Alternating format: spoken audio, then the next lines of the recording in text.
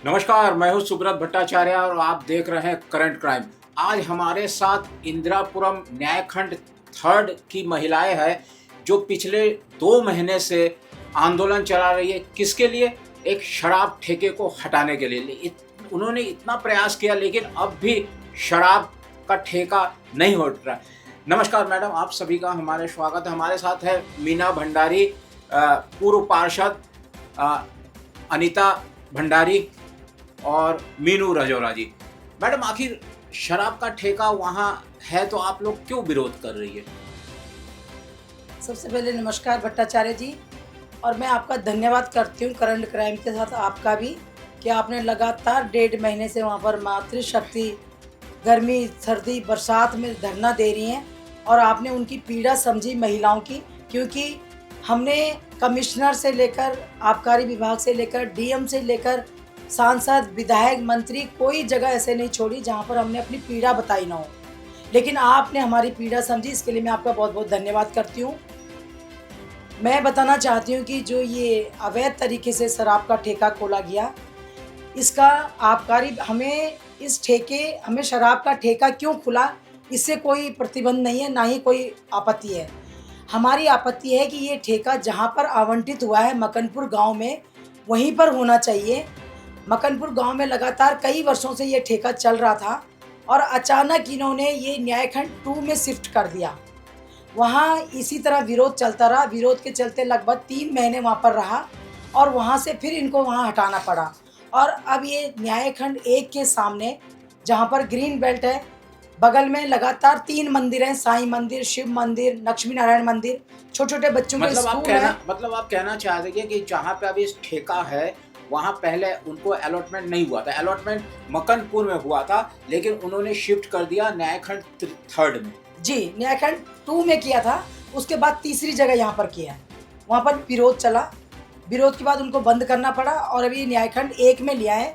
एक तो green belt है, दूसरी बात वो घनी आबादी वाला क्षेत्र है, 3 मंदिर है, छोटे छोटे बच्चों का स्कूल है, सामने मजार है, मानक के बिल्कुल विपरीत है। तो आपने पुलिस में कंप्लेंट करी? कहाँ कहाँ कंप्लेंट करी इसके बारे में? हमने ये शिकायत आबकारी अधिकारी को, कमिश्नर को, डीएम को, सांसद को, विधायक को, सब जगह लिखित मौखिक हर तरह से सब जगह शिकायत दे दी है। नगर निगम में दी है, जीडी में दी है। जीडी ने आके काम भी रुकवाया था क्योंकि ग्रीन बेल्ट में कभी भी कंस्ट्रक्शन हो नहीं सकता और ठेका तो बिल्कुल नहीं खुल सकता। शुरू में हमारी आदरणीय महापौर सुनीता दयाल जी ने भी कहा था, जब हमने शुरू में उनको बताया था, उन्होंने अपने अधिकारी भेजे थे, उन्होंने कहा मैं ग्रीन बेल्ट पे कब्जा नहीं होने दूंगी, सरकारी संपत्ति पे कब्जा नहीं होने दूंगी, मैं इसको तुरंत बंद कराऊंगी। अब मुझे नहीं मालूम उसके बाद क्या हुआ, उनका भी रवैया उदासीन हो गया। हमने गाजियाबाद विकास प्राधिकरण का, उन्होंने भी कहा, उन्होंने काम रुकवाया, उनका सामान भी ले गए थे उठा करके कंस्ट्रक्शन करते हुए, लेकिन फिर अचानक कल हमें पता लगा, वहीं के अधिकारियों ने हमें बताया कि जो प्रभारी हैं ये अपने आलोक जी, उनके नेतृत्व में ये फिर काम हो रहा है। हमें ये समझ नहीं आ रहा है, ये सारा मतलब अधिकारियों की सबकी जानकारी में होते हुए भी ये एक तो सरकारी जमीन पे कब्जा हो रहा है और अवैध तरीके से शराब का ठेका बंद नहीं हो पा रहा। इस आंदोलन की कमान ये महिलाएं ही संभाल रही है और ये महिलाएं रोज ठेके के सामने धरना दे रही है और इनके धरने को हटाने के लिए, इनके आंदोलन को दिग्भ्रमित करने के लिए भी प्रयास किए जा रहे हैं। कभी पुलिस भेजे जा रहे हैं, कभी गुंडे भेजे जा रहे हैं। मैडम, क्या हुआ परसों? इस घटना में पता चला कि कुछ गुंडे आए थे, आप लोगों को धमकाया पे, आप बताइए। जी नमस्कार। गुंडे काफ़ी आ रहे हैं यहाँ पे और काफ़ी तरीके से काफ़ी बदतमीजी करते हैं और हमें धमकाते भी हैं, काफ़ी धमकियाँ भी देते हैं। और देखिए, हमारे पास इतना समय भी नहीं है, हम काफ़ी दिनों से यहाँ पे समय दे रहे हैं, 1.5 महीना हो गया कम से कम, और 1.5 महीने से पिछले हमें धमकाया जा रहा है कि हमारे छोटे छोटे बच्चे हैं, देखिए हमारे घर के ठीक सामने ही बदतमीजी होती है। शराब के ठेके खोलने से अवैध तरीके से खोला जा रहा है। जगह भी ऐसी जगह खुली है कि कमर्शियल एरिया भी नहीं है। क्या घटना हुई थी परसों मैडम? सुनने में आया कि कुछ मारपीट भी हुई थी। मारपीट हुई थी। देखिए, हमारे सामने एक हमारे पड़ोसी हैं, तो हम वहाँ पे धरने पे बैठे थे, तो हमें बोला जा रहा था कि हमें एक बदतमीजी कर रहा था। पहले तो एक जना उन्होंने भेजा, जायसवाल अग्रवाल है क्या है, जो भी नाम है इनका, और हम चारों पांचों बहनें धरने पे बैठी थी, तो हमें बदतमीजी करी जा रही थी। तो हमने बोला कि यहाँ से चले जाओ, कहीं और से ले लीजिए आप शराब। तो कहीं हमें देखने, हमारे सामने पड़ोसी रहते हैं, तो उन्होंने कहा कि बदतमीजी करी जा रही है लेडीज़ों से। तो वो हमें बीच बचाने के चक्कर में आए और उनको काफ़ी साइड में ले जाके और इतना मारा कि उनके पैर में भी फ्रैक्चर आ गया और मुंह पे भी इतने घूसे बजाए कि उनकी काफ़ी चोटें आ गई मुंह पे। तो इसके लिए आपने एफआईआर के लिए थाने हमने पुलिस बुलाई, पुलिस काफ़ी देर में आई थी। पुलिस का रवैया कैसा था? क्या पुलिस का FIR रवैया हुई? तो उनकी साइड का ही था। जो वो बोलते हैं, वो 112 पे फ़ोन करते हैं, तो वो उनकी साइड ही बोलते हैं, शराब के ठेके वाले की साइड में। मीना जी क्या कहेंगे आप पुलिस के रवैया? जैसे कि ये जो ठेका है वो कल्पना अग्रवाल के नाम से इसका लाइसेंस है। उसका पति है दिलीप जायसवाल उर्फ देवेंद्र अग्रवाल उर्फ डीके। 3 नाम इसके अलग अलग नाम हैं। इसकी पत्नी है कल्पना अग्रवाल। ये जो मेरठ के विधायक हैं, पूर्व विधायक हैं, अपने भारतीय जनता पार्टी के हमारे विधायक हुआ करते सत्य प्रकाश अग्रवाल। उनके छोटे भाई हैं विजेंद्र अग्रवाल, जो हमारी भारतीय जनता पार्टी क्षेत्रीय टीम में कोषाध्यक्ष हैं। उनके रिश्तेदार हैं ये, और उनके रिश्तेदार होने का ये पूरा फ़ायदा ये उठा रहे हैं कि इनको मतलब समझ लो एक तरह से आशीर्वाद प्राप्त है, जैसे कि अभी लग रहा है। ये जो जायसवाल है, देखिए महिलाएं वहाँ पर धरना कर रही हैं, इनका ठेका खुला हुआ है, महिलाएं शांतिपूर्ण प्रदर्शन कर रही हैं, वो अलग चीज़ है। लेकिन जिस तरह से ये दबंग व्यक्ति शराब माफिया पैसे का लालच देके, शराब का लालच देके, प्रलोभन देके, यहाँ तक कि हम लोग की हत्या कराने की भी सुपारी दे रहा है।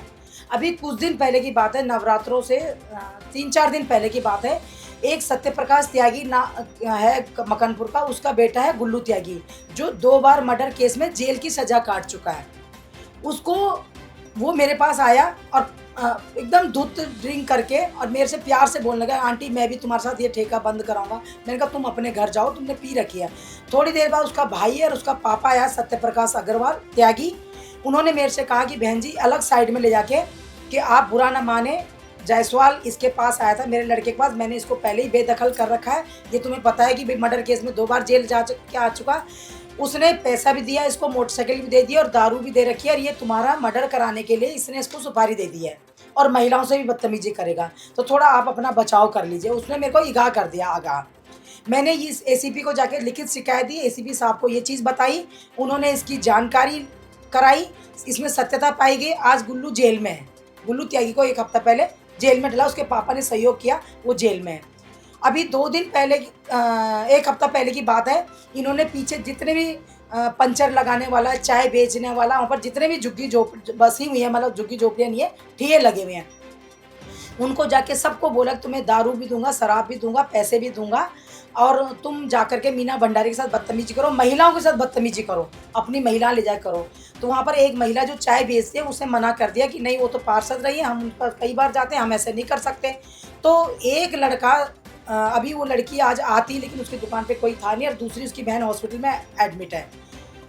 उसने जाकर के, एक लड़के ने रिवॉल्वर दिखा के उनसे कहा कि ये ठिया हटा लीजिए यहाँ से, नहीं तो ये ठिया नहीं बचेगा। उसको रिवॉल्वर दिखा रहा उस लड़की को, 14 साल की लड़की को। उसकी बहन है, उसकी बहन की तबीयत खराब थी, वो कह रही मैं यहाँ पर लेटी हुई थी अकेली, वहाँ पर चरपाई पे मेरी झपकी लग गई। जायसवाल अपनी गाड़ी खड़ी करके उसके पलंग पे बैठ गया। वो बड़ा डरी हुई थी, वो कहती वो तो मेरे भाई ने देख लिया, नहीं तो यहाँ पर आकर के ये बैठ गया। मतलब इस तरह की पंचर वाले से कह रहा था कि तुम अपने आदमी ला करके, तुम्हारा ठिया कहीं नहीं रहेगा, यहीं रहेगा, मैं नहीं हटवाऊंगा, तुम जाके वहाँ महिलाओं से अभद्रता करो। अभी इन्होंने मकनपुर के जो पार्चा नाम का जो व्यक्ति था जितेंद्र, जिसने अभी लवलुआन एक आदमी कर दिया था, उसने बहुत ज़्यादा अभद्रता उस दिन करी, महिलाओं के कपड़े फाड़ने के लिए तैयार हो गया, शराब के नशे में धुत था। सामने घर में एक व्यक्ति, उसने जब देखा कि यहाँ पर बहनों के साथ बदतमीजी हो रही है, तो उसने पहले अपनी पत्नी को बोला, उसकी पत्नी बच्चे को सुलाने लगी कि मैं भी जाती हूँ। 10 बज रहे थे, 10 नहीं 9:30 हो रहे थे। वो खुद आया, और जैसे ही वो आया, भाई साहब इन्होंने 4-5 लोगों ने पकड़ के उसको इतनी बुरी तरह, ये तो इस जान से ख़त्म कर देते अगर बीच बचाव हम नहीं करते। उसके 15-20 मिनट बाद पुलिस आई है। मीना जी, आप बीजेपी के बहुत बड़ी नेत्री है, आप महिला मोर्चा महानगर अध्यक्ष भी रहे, क्षेत्रीय अध्यक्ष भी रहे, तो क्या आपने बीजेपी के बड़े नेता या यहाँ के जो मंत्री है सुनील शर्मा या विधायक, इनसे संपर्क किया क्या? हमने भाई साहब सबसे संपर्क किया है। हमने सांसद महोदय हमें मिले नहीं, लेकिन हम उनको लिखित चिट्ठी दे के आए थे और उनके जो प्रतिनिधि हैं राजेंद्र मित्तल जी, उनको बता के आए थे और उनको बोल के आए थे। तो उनका रवैया भी वैसे ही था। और क्योंकि अब मैं तो यही बोलूँगी, शायद गाज़ियाबाद में हमारी भारतीय जनता पार्टी वैसे तो सनातन की पार्टी है, सनातन लोगों की हम कहते हैं कि हम सनातनी हैं, लेकिन मुझे तो लगता है गाज़ियाबाद में बिरादरी हावी है टोटल। इससे जैसे पता लग रहा है कि जायसवाल नाम की से ही सब लोग कोई हमारी मतलब इतना हो रहा है। कल अभी मैं आपको बताना भूल गई, अभी 7वां 8वां नवरात्रा था, एक 17 साल के लड़के का मर्डर हुआ इस ठेके के पीछे। तो इस तरह की घटनाएं हो रही हैं, आगे क्या हो सकता है वो आप अनुमान लगा सकते हैं। वहाँ शराब का ठेका खुल जाने के बाद किस तरह की परेशानी वहाँ के रहने वाले लोगों को हो सकती है?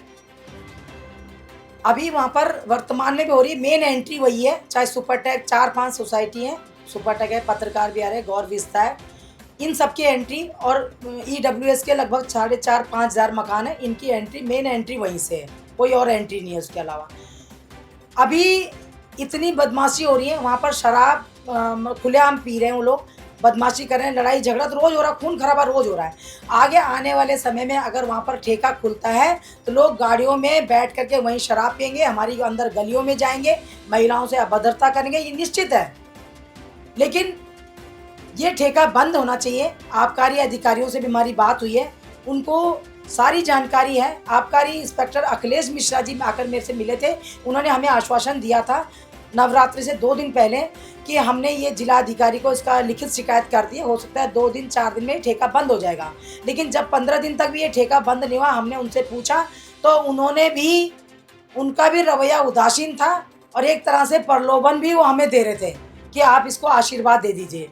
तो मैं ये जान के हैरान हूँ कि ये सभी लोग क्यों उसकी तरफ इतना झुकाव, मध्य प्रदेश का व्यापारी यहाँ पर आकर के और यहाँ का जो वातावरण है उसको दूषित कर रहा है, इनका माहौल ख़राब कर रहा है। बच्चियाँ सुरक्षित नहीं है, महिलाएं सुरक्षित नहीं है, बच्चे हमारे सुरक्षित नहीं है, कैसे घर के सामने ठेका खुल जाएगा भाई? मानक के बिल्कुल विपरीत है। नहीं, मेरी बात हुई थी कुछ बीजेपी के नेताओं से, तो उनका कहना है कि जो सरकार की आबकारी पॉलिसी है उसके तहत ही ये ठेका खोला गया है।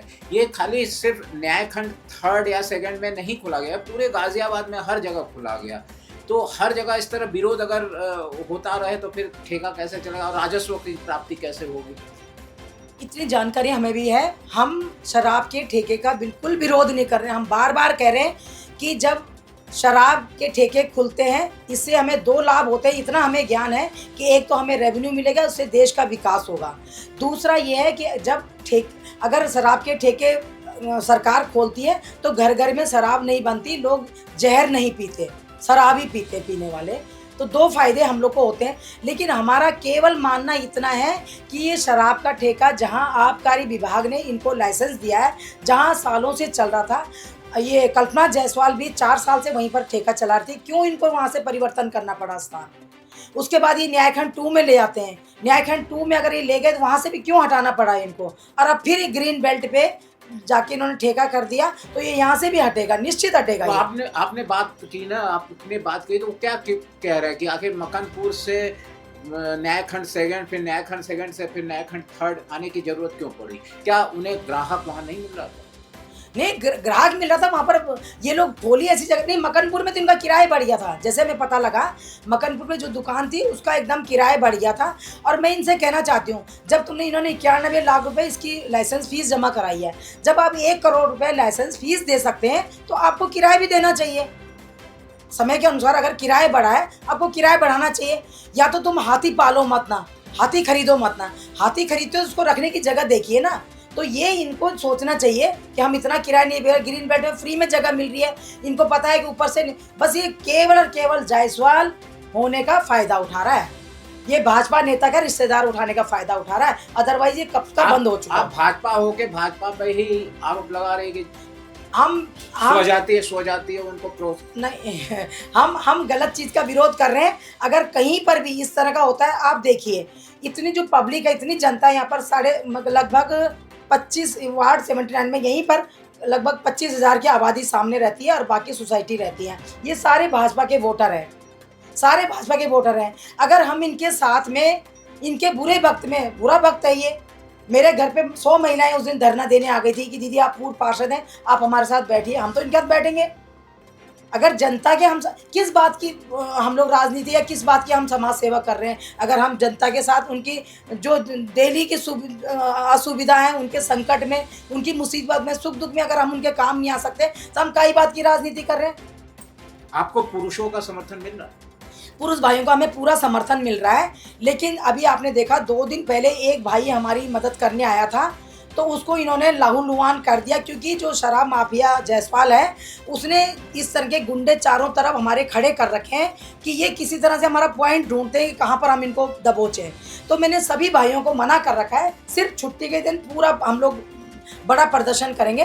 बाकी दिन क्योंकि शाम का टाइम होता है, रात का टाइम होता है, और फिर हम भाइयों के साथ में, आज भी मैं सुबह से, उस दिन 3 बजे थाने से आई, आज भी मैं थाने से आ रही हूँ, हम फिर दूसरे उनके उसमें उलझ जाते हैं। इसलिए भाइयों को हमने मना कर रखा है कि भाई लोग अभी RWA फेडरेशन सब हमारे साथ है, लेकिन उसमें तो दिखते नहीं है धरने पे।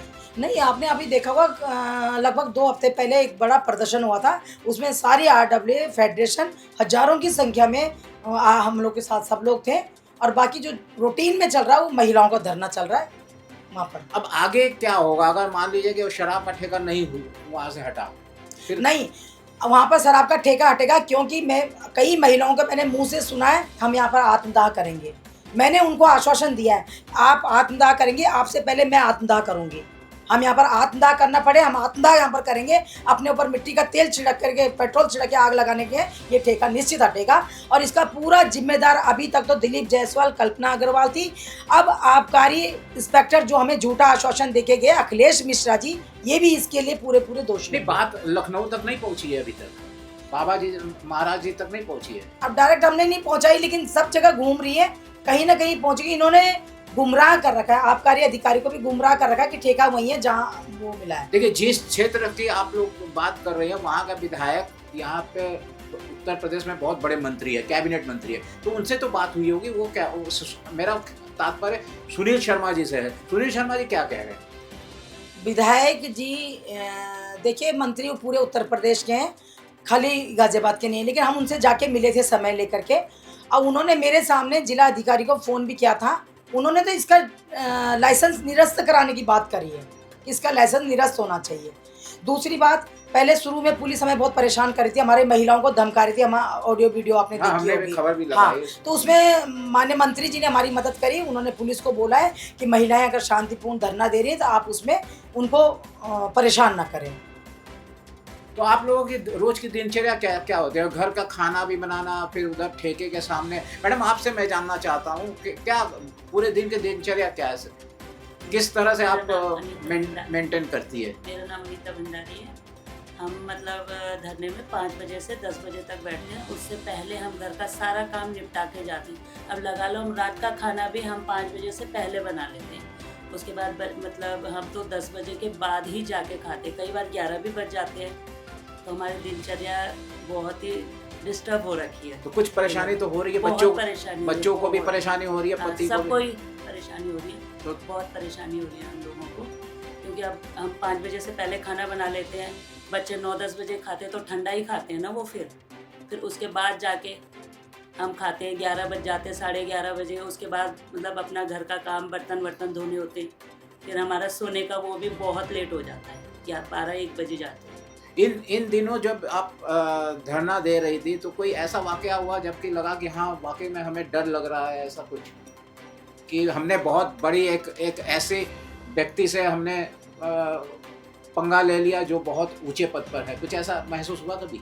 नहीं, हमें ऐसे कुछ डर नहीं है, क्योंकि हम सच्चाई की लड़ाई लड़ रहे हैं, और उसमें चाहे कोई भी क्यों ना हो, हम इसमें नहीं है, हम जीतेंगे और ये लड़ाई हम लड़ेंगे। डर ऐसा नहीं है, डर सिर्फ इस बात का है कि जिस तरह से इन्होंने शुरू में तो इन्होंने हमें लगा कि भी हम धरना दे रहे हो रहे हैं, लेकिन अभी इन्होंने कुछ दिनों से लगभग एक हफ्ते से इन्होंने यहाँ चारों तरफ जो असामाजिक तत्व हैं वो हमारे आगे खड़े कर दिए। उनको प्रलोभन देके, शराब पिला के, दूध बना के, पैसे दे के उनको मोटरसाइकिलें प्रोवाइड करा दिए हैं। तो इन्होंने हमारे इधर जो है बहुत ही डर का, भय का वातावरण बना दिया है। और जैसे ही शाम का टाइम होता है, अंधेरा होता है, थोड़ा सा हमें ये लगता है कि भाई हमारी अपनी बहनें हैं, क्योंकि ये तो हमारे कपड़े फाड़ने के लिए तैयार हो जाते हैं, दारू के नशे में धुत होते हैं। तो हमें थोड़ा उस टाइम लगता है कि हमारी बहनें सुरक्षित रहे। तो हमने अभी 4-5 दिन से, कल उसकी पत्नी कह भी रही थी, ये जायसवाल की पत्नी मेरे को मिली थी किसी शोक सभा में, वो मेरे से कह रही थी कि आप डंडा लेके वहाँ पर खड़े होते हैं। बिल्कुल हम डंडा लेके खड़े होते हैं और हम रोज़ डंडा लेके आप खड़े रहेंगे, क्योंकि जैसे ही अंधेरा होता है, जल्दी अंधेरा हो जाता है, तो वहाँ पर कोई भी शराबी आके हम लोग के कपड़े फाड़ने की कोशिश करता है। दिलीप जायसवाल ने सबको सेट कर रखा है, तो इसलिए हम लोग थोड़ा सा हल्का डरे हुए हैं। तो इस तरह के हम डरते हैं कि बहनों की इज्जत से ये लोग खिलवाड़ कर कुछ रहे हैं। ऊपर से भी दबाव आ रहा होगा कि भाई कुछ समझौता कर लो, उससे हमें कोई फर्क नहीं पड़ता। कुछ आ रहा है? वो तो डे 1 से आ रहा है, उससे कोई फर्क नहीं पड़ता। भारतीय जनता पार्टी किसी एक की नहीं है। हमने भारतीय जनता पार्टी को उन विपरीत परिस्थितियों में यहाँ तक लेके आए। हम 2017 से पहले 2014 में जब हम महानगर अध्यक्ष थे, पश्चिम क्षेत्र देखते थे, हम 22-22 दिन उत्तर प्रदेश में प्रवास करें अपना परिवार छोड़ करके। भारतीय जनता पार्टी जितनी उनकी उतनी हमारी भी है, हमें इससे कोई फर्क नहीं पड़ता। मान सम्मान सबका करते हैं, गलत बात हम किसी की नहीं मानेंगे। तो आपने संकल्प ठान लिया आप लोगों ने कि ठेके को हटा के ही रहेंगी, चाहे कितने दिन भी? बिल्कुल बिल्कुल, ये ठेका हटेगा। तो ये थे न्यायखंड 3rd की महिलाएं जिन्होंने संकल्प ले लिया कि शराब के ठेके को वहां से हटा के ही ये दम लेंगे। नमस्कार।